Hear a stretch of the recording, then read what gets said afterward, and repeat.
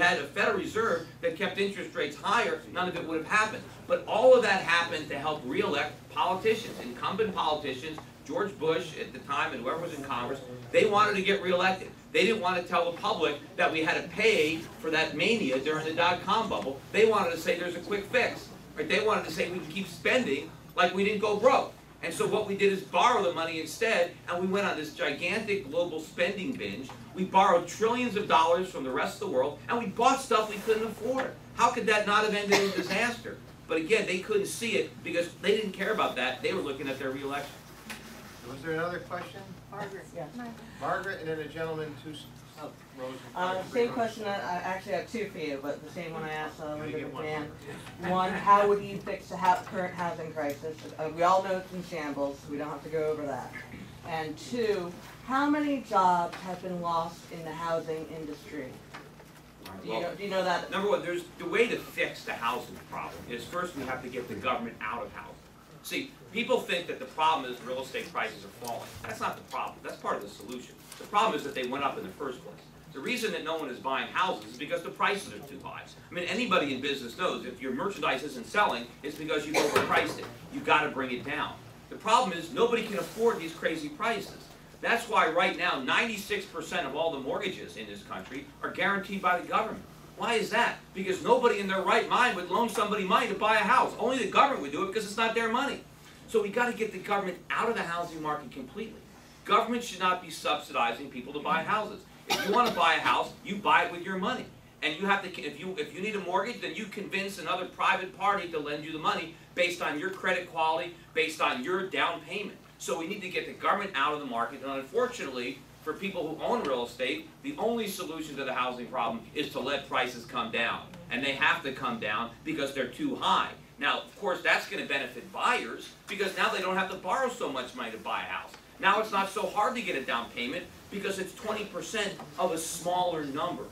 But the government right now is trying to perpetuate a bubble. And in order to keep real estate prices artificially high, they have to keep interest rates artificially low, and that is what's creating the problem. Now, for a lot of people, if they watch their home equity go away, you know, it's not really going to make that much of a difference. I mean, if you have a $500,000 mortgage on a $400,000 house, and that $400,000 house goes to $200,000, you know, your net worth isn't changing. It doesn't matter if you're worth negative $100,000 or negative $300,000. In fact, the lower it goes, the better off you are, because the lower that house goes, the more likely it is that your bank is going to restructure your mortgage without the government having to interfere. Because they know, what are they going to do? Foreclose? Sell it to who? Who's going to buy it?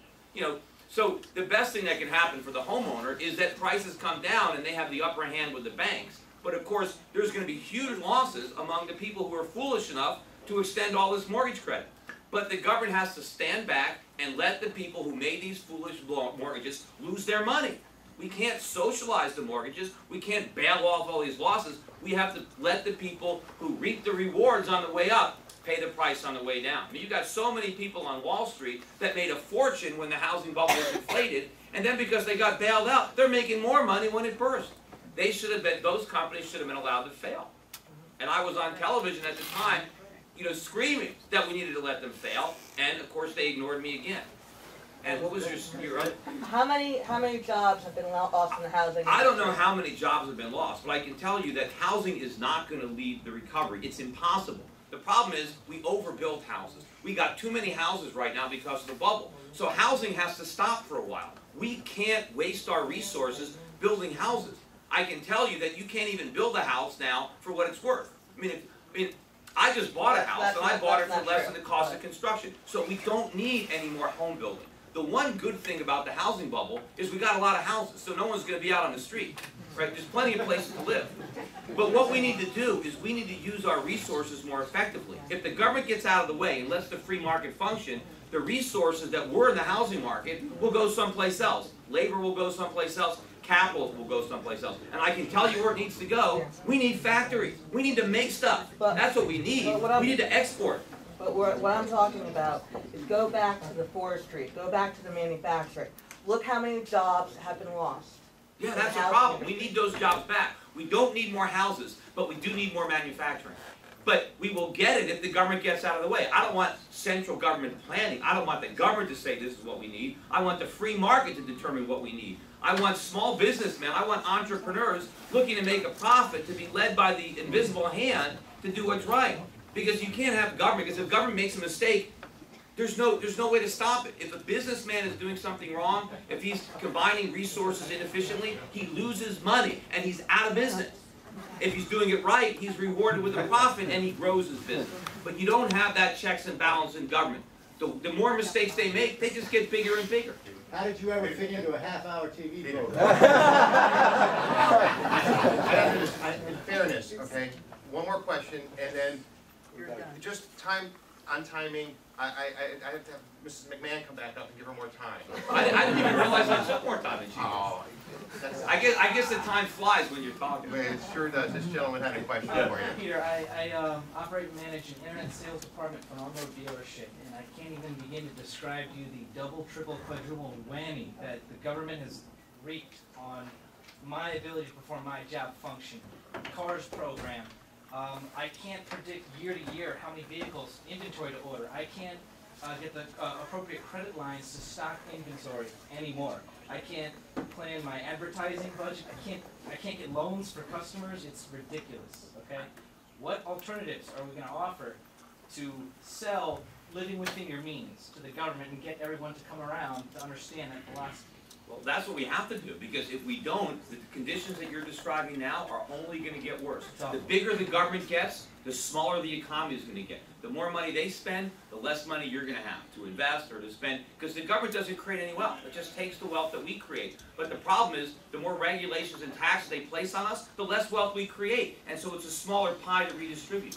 So somebody has to go to Washington now that has some credibility. I've got an excellent track record. You know, as often as people like Ben Bernanke and Geithner have been wrong, that's how many times I've been right. And I can show these people that, look, you're following the wrong leader.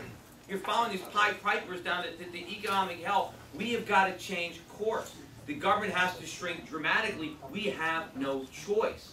We have to deregulate the economy. We have to free up capital and resources, and we can't do that with government spending going out of control. It has to shrink dramatically. We are in very bad shape right now as a nation. We are in a deep hole. We have squandered our wealth. Our industrial base has been allowed to collapse, and we piled on trillions of dollars of debt, consuming stuff and having a party, and that can't happen. And the problem is, all the government wants to do is stimulate the problem. They want to get Americans to buy more cars. We want Americans to stop buying cars. We got too many cars we can't afford. You know, we have to save money. But every time we try to be responsible, the government has a panic because we're not shopping. And then they try to stimulate it, and that is the problem. You know, why do you think you have a younger generation that follows you and understands your thinking so clearly? You have people across the country and throughout the world. Yeah, you know, it's interesting. You know, when I first started going on television, you know, warning about things, I mean, part of the idea was that some people would hear what I was saying and want to open up accounts with me because I had some kind of survival plan. And so I was mainly talking to potential investors. But, you know, I got a following among young people, people who, you know, didn't even have any money to send me to open up a brokerage account. But they were really drawn to my message. And I introduced a lot of people to Austrian economics, and I got them reading Mises and Hayek and Rothbard and things like that. And I think a lot of young people are tired of the lies that have been fed to them by politicians. And the young people are the ones that were encumbering with all this debt and all this regulation. And, you know, they don't want to just start learning Mandarin and leave the country. They want to try to change the country. And they're very energized by what I have to say. It's almost like a 1960s movement in reverse. You know, and they're very passionate, they're very committed. You know, I've raised money so far in this campaign from over 16,000 people without a fundraiser, without even a fundraising department. There's nobody raising money in my campaign. I haven't had a single fundraiser. I've done nothing. Money has come in, and mostly from young people who are giving me $25, $50, and that's all they have, but they're really passionate. They believe in freedom, they believe in liberty, they believe in the Constitution. They're rediscovering these values. And I think I can harness that enthusiasm to win this election, because I'm going to have a lot of volunteers. You combine those young people with the Tea Party movement and the other grassroots organizations, because my candidacy is a grassroots. I wouldn't even be running if these kids hadn't, you know, emailed me and wrote me and started contributing to my campaign before it even existed. And so I'm running for them. I'm trying to change this country for them. I'm trying to preserve what our founding fathers created, because right now it is in danger. And if somebody who understands economics and the proper role for government doesn't go to Washington, these kids aren't going to have a future unless they leave. Thank you.